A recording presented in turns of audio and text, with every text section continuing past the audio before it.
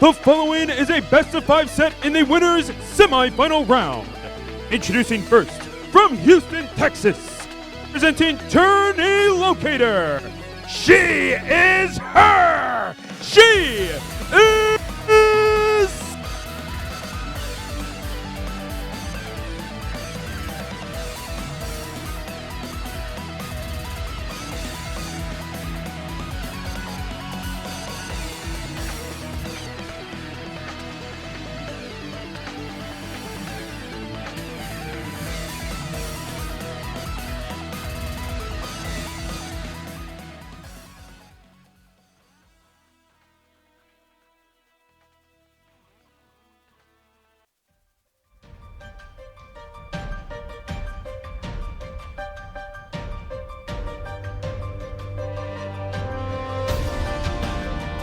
And introducing her opponent from Chicago, Illinois, the Galvanizer of Ganondorf, representing Scrap House Dojo. This is Mekk!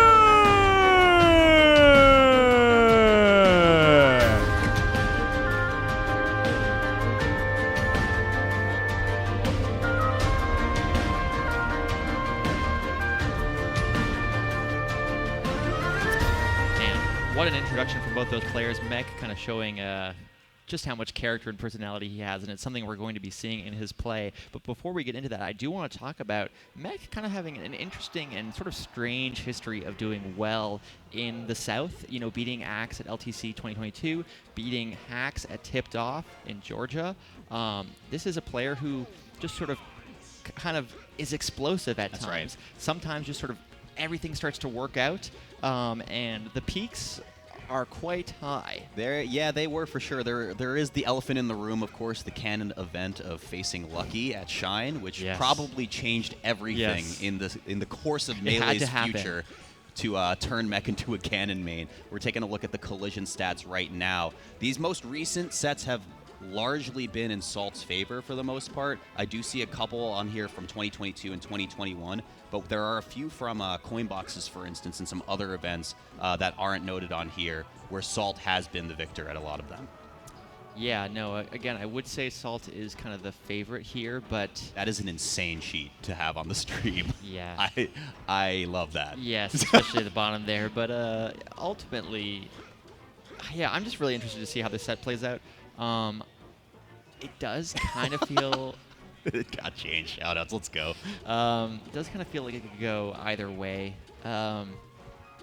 Yeah, I don't know. I just think we're gonna see something special today. Yeah, and I think the other thing that we have neglected to mention as well is the rise of Salt as, you know, a top player as well. The big three of Falcon, S2J, Nun, and Wizrobe, Salt outranks all of them now. Salt is the best Captain Falcon currently. Yeah, and in a way, kind of almost like from something to like from nothing to something, or whatever the idiom is. Like years ago, Salt was not kind of the capable player we see today, just rising so quickly. And I brought up this whole like seeing someone become top 10 thing. One of the characteristics we've sort of seen from the players who sort of go from, you know, being in that sort of top 100 range to suddenly being the very best in the world is the speed of that rise. You know, you look at someone like Cody very quickly just started taking more and more names, climbing. I feel like that we're seeing that from Salt. You know, we are in the phase of her story where she is on her path to top 10, but someone's in the way, Walt, and that someone is fired up right now. I did some push-ups. He did the push-ups before, Radar. I thought that's supposed to happen after the set. I don't know. He might be tired out. A little bit of strain on the triceps and chest we'll see coming through in this first game. It's Captain Falcon versus worse Captain Falcon. Let's get into this first game. I gotta say, one of the things that I always find just truly unforgivable about Ganon's design is making him a Captain Falcon clone. Like, nothing makes sense, and yet it is perfect in its own way. Beautiful meter cancel from Mekk. But Salt is unrelenting, gets the first stock with only 32%. It don't even matter, yeah. And I mean, for the reasons that the Falcon Ditto, you know, you can kind of have a favorably weighted character to just do some absolutely fucked combos like that. Same thing applies to Ganondorf, ladies and gents. You saw it right there on the first stock. Here comes Mekk on the ledge pressure right here. He will find the stock, though, keeping it even at 3. you know, like I said before, Salt, a hometown hero, not just wanting to win the event, but wanting to kind of win it for Texas. But this is just an interesting matchup in general. Both of these characters have such meaty hitboxes and kind of really hit hard when they do hit hard. But you know, Ganon, kind of a character that struggles in a lot of ways. You know, we're seeing sort of a much slower pace. You kind of have to trick your opponent. Yeah. In many ways, when we see Ganondorf succeed in 2023, it feels almost like how is this happening? I can see it. You have to you have to be really tricky. You can't leverage things like speed alone. Whew. Looks like Salt is going to be able to leverage her speed, though, in this matchup. Just probably reverse knee. No, but concedes the ledge right there. Mekk gets one more chance to live. Drop zone up air, really good option right there. Not able to find too much else, and Salt will close the book on that stock right there. Yeah, and again, you know, in many ways, we're kind of watching a lot of the weaknesses of Falcon kind of enhanced. You know, recovery, not the strongest for Falcon, but at least Falcon has the drift. Ganondorf doesn't really have that. All right, up air is enough to do it right there. Mekk has his work cut out for him in this first game, but we know him for one that ain't stopping. You got held. Yeah. Caught held and in, though, Mekk. Going to be game one going over to Salt, and that was quick, fast, and in a hurry. Yeah, JV3 from Salt. Kind of dominant there. But, you know, like I said, with the Kadoran set, we see it all the time. Adaptation is key, and if there was ever a stage where kind of the Triforce of Power gets activated, it is Yoshi's story. Everything Ganon can kind of do. What a beautiful up tilt. That's illegal in some states. I can't believe that Salt actually went for that. There's a code for Falcon players that you're not supposed to do that. But not playing against Falcon, so maybe it's okay. That's a Ditto rule, potentially. Looking for another up here. Nope, gets the back air. And, you know, what was supposed to work in Mekk's favor, the first early kill does go to Salt. So, you know, Ganon, good on Yoshi's, but so is Falcon. Yeah, of course, it is a common counter pick for the Ganon player. Another thing that we do see in the way of neutral game for, oh my god. Yeah, how do you get out of there? You have to find Legend Reset, but it's no luck there for Mekk. Salt just keeps finding these early answers over and over again. Yes, this... Oh, this is a disaster radar. Oh no. The push-ups are starting to look like they were anticipating the future. Mekk's like, I don't know, man. It's feeling like a chest day. I don't know what's happening here.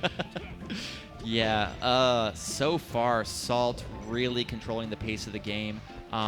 Looking quite familiar with this matchup. Mm-hmm. Again, to some degree, you can kind of like treat this as like my character, but worse. Sure. But, you know, even in spite of that, like... Even the tech, too. You got to be kidding me, man. Okay, that will find Whoa, stop. That was just grab ledge, yeah, okay. You even saw Salt be like, is Mekk dead? I think Mekk's dead, but still smiling now, not sure. But good pressure so far, really spacing around the shield. Big grab from Salt. Here we go on the pressure right there. Mekk finds his way by center somehow, but it's going to be knee follow-up, double up air instead. Wow, Salt is just way too fast for Mekk to even keep up right now. I feel like it's just so hard for Mekk to find any opening, and all Ganon needs is one most of the time. Yeah, I mean, there's definitely a way to kind of set up a strong punish from Ganon, but it's not going to happen. Salt shutting Mekk down in game 2. I suspect we'll go back to Yoshi's. It's kind of hard to tell. I think so. Like so old school Ganons are like school. Yes, two trains of thought, yes. Right? You go small stage so you can find the killer. You go big stage so you can live forever, right? Mekk gonna go for the ladder here now. Try this one out on his winner's side stop or set here. Excuse me. But a big thing I think we're not seeing too much from Mekk so far, and he does this a lot, and you mentioned it also, is kind of tricky movement.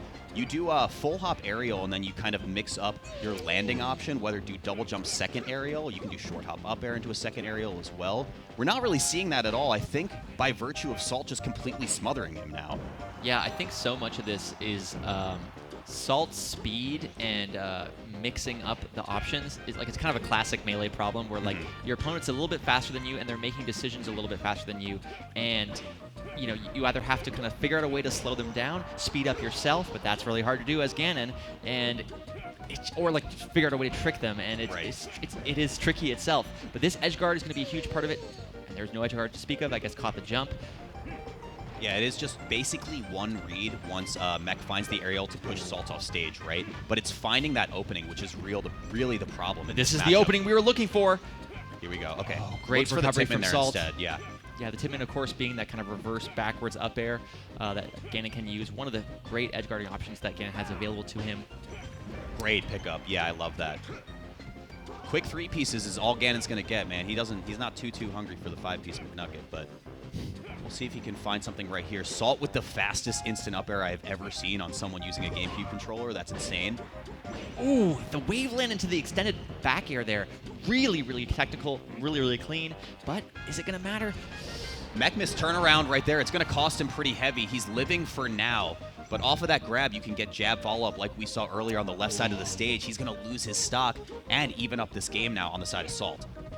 Yeah, Mekk looking totally dialed in on the player cam, but it's still been tough. This game feels not as even as the stock count shows, but this is the moment that Mekk needs. He needs to get on the board here. Oh, okay, yeah. Still going though. Back throw, wants to extend the edge guard. Going to be able to grab the ledge, but doesn't. Goes for the air dodge instead. And that's honestly just an execution error from Salt more than it was an edge guard from Mekk. I hate to say it, but it's just too slow for Ganondorf to really find an option right there unless he heavy commits to something off stage first.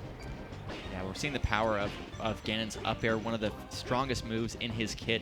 Really, really fast, able to auto cancel, but it just still looks rough. Like, okay, a little bit of a better recovery there is Ganondorf, though. Gummed up on that left platform means Salt smells blood in the water. We're on last stock and Mekk's winner's side bracket. Salt is in the corner, though, and, you know, at a percent where the next solid hit should do it. Last recovery situation, but Mekk might be on the board right now. One last down D to do it. Tipman. Ambiguous. There yes, it there's is. the Tipman like we were talking about earlier. Mekk taking game 3. Not out of this yet. I feel like he just looked into my soul radar. Looked again, yeah. It was just 1 on the board. Maybe it's the signs of a reverse 3-0. Who knows for sure? He's got to get through 2 of Salt's counter picks first, though. It's Pokemon Stadium. And, you know, one of the things we talked about, kind of like Ganon needing to be a bit tricky. Part of being tricky, and look at this sequence so far, is kind of dialing in, adapting to what your opponent is doing. And I think we're seeing a little bit of that. Mekk starting to kind of get control of the matchup, starting to kind of understand when Salt likes to go in, like in that situation there, and gonna potentially get another stock. It should be first stock right here, but great angle there from Salt. Kind of threads the needle. Oh, no. Oh, my God. How did that just happen? Yeah, Salt looking visibly frustrated there, but, you know, the night is still young. Cleans up the stock without taking any percent, so getting some crowd support as well. Again, like I said, Texas local. Wow, great pre-mash there from Mekk to get out of that grab. Headphones on, you can't be listening to the controller there. No Tipman there as well. He did have the correct edge guard tree kind of set up, but again, Ganon a little bit too slow, and maybe Mekk a little bit too slow in the draw. One of the things we haven't really seen from Mekk's Ganon that we kind of have seen over time from Ganondorf is this kind of like tricky movement using wavelands. Right. Often you'll see like pretty platform-heavy Ganons in the kind of way that you'd like expect with like a Yoshi. Ooh.